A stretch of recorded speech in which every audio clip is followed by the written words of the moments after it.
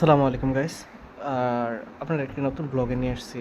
আসলে এটা blog video না, কিন্তু সকালবেলা আমি আর কি হাঁটতেছিলাম, তখন আর কি ভিডিওটা করা। আর পরিবেশটা দেখে আমি আপনাদেরকে দেখানোর জন্য জাস্ট ভিডিওটা করছি।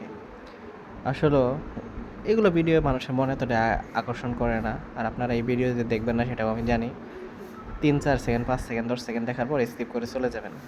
কারণ হচ্ছে মানুষ কোয়ালিটিফুল ভিডিও ছাড়া, শিক্ষণীয় ভিডিও ছাড়া কোনো ভিডিও দেখে না।